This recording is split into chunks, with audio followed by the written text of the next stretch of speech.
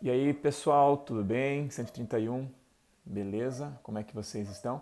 Aqui é o professor Giordani para poder conversar um pouquinho com você sobre as leis de Mendel.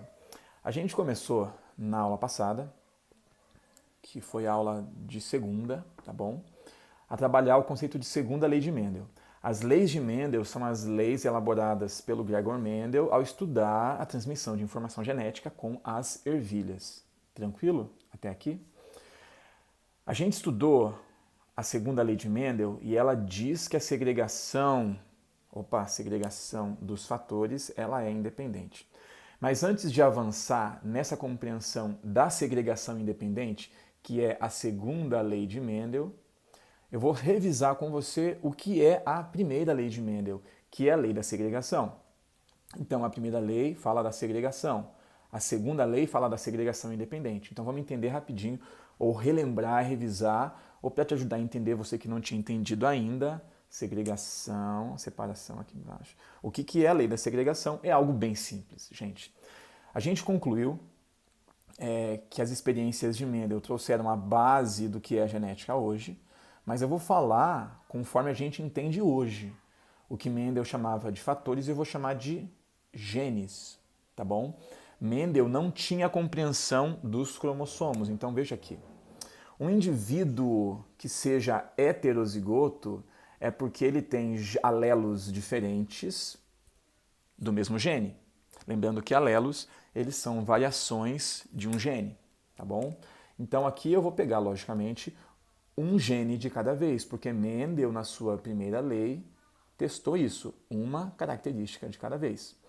Então, para cada característica, o indivíduo tem dois alelos. Eu vou dizer que eles fazem parte de um gene e essas variações são os alelos, tá bom? O indivíduo que é heterozigoto, ele tem alelos diferentes. Esse é o tal do azão-azinho. Lembrando que cada cromossomo homólogo, os dois iguais, aqui tem um alelo daquele gene. Digamos que isso condicione presença de melanina ou não. Esse indivíduo aqui tem um gene que produz melanina e um gene que é defeituoso, que condiciona a não produção. Portanto, ele é um indivíduo que tem melanina. Tá? Mendel não conhecia a ideia de homólogos, mas mesmo assim ele conseguiu elaborar essa lei, esse enunciado. Fechou?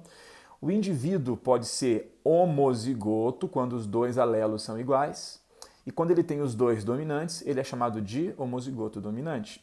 Ou pode ser homozigoto recessivo quando os dois alelos são iguais e são recessivos. Até aqui, tranquilo, né? O que Mendel percebeu, a teoria dele, a hipótese dele, era que, de acordo com seus resultados, né, na formação de gametas, o indivíduo manda apenas um dos alelos para cada gameta. Então eu vou pegar indivíduos masculinos aqui, tá? Porque eu sou macho, beleza? Se o indivíduo azão-azinho vai formar gameta, ele vai mandar apenas para cada gameta um dos alelos.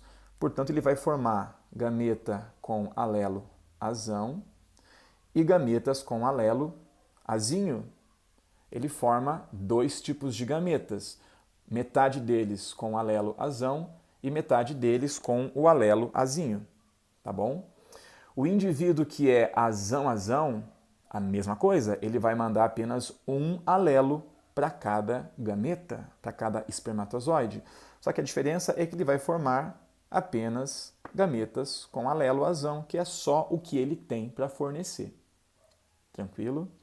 O indivíduo que é azinho-azinho, homozigoto recessivo, também manda para cada gameta apenas um alelo. Só que como ele tem apenas alelo azinho, todos os seus gametas são azinho.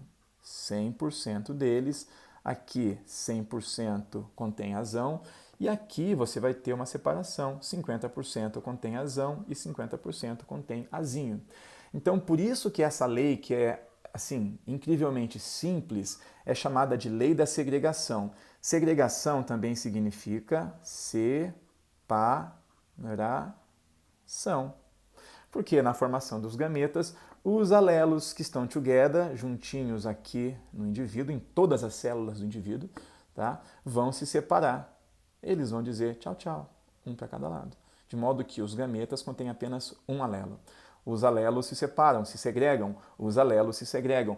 Como cada gameta tem apenas um dos alelos, porque é uma célula haploide, a gente vai dizer que os gametas são puros. Eles têm apenas um dos genes, um dos alelos. Eles nunca podem ser heterozigotos, eles não têm dois alelos. Portanto, essa lei também é chamada de lei da pureza dos gametas, porque cada gameta contém apenas um dos alelos possíveis.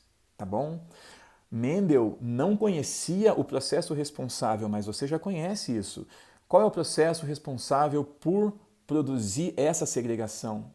Você sabe que é a meiose. A meiose é um processo reducional de divisão celular no qual uma célula diploide vai formar células que são haploides, ou seja, com a metade dos cromossomos, porque os cromossomos homólogos se separam, se segregam.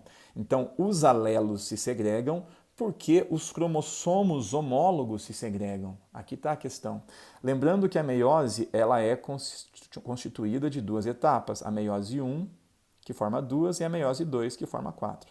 O processo reducional ocorre na meiose 1, só para você poder ter um pouquinho mais de detalhe. E na meiose 1, como qualquer divisão celular, existem 4 fases.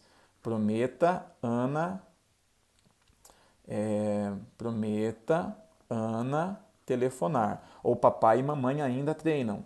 Prófase, metáfase, anáfase e telófase. O assunto não é esse agora, mas só para te reforçar aqui, ó, que esse processo de separação ocorre no momento de anáfase da meiose 1. Tá bom? Então é isso. Meiose 1 é responsável pelo processo de segregação e o que Mendel concluiu, mesmo sem conhecer meiose, é que os alelos de um indivíduo sempre vão se separar na formação dos gametas e depois eles vão se juntar novamente, olha só, lá no processo de fecundação. É por isso que a gente fazia o quadrinho de Punnett, pegando 2 indivíduos, azão, azinho, azão, azinho. Essa separação representa justamente a meiose. Está separando, olha só, tchau, tchau, alelos, tchau, tchau, amiguinho, alelo, alelo, beleza? Aqui também, separação. Quando eles se juntam no processo de fecundação, a gente restitui a quantidade diploide, tá? Então, olha que legal. Isso daqui representa a meiose e essa junção representa o processo de fecundação. Gente, primeira lei é isso, beleza? Segregação dos alelos na formação de gametas. Beijo e até a próxima.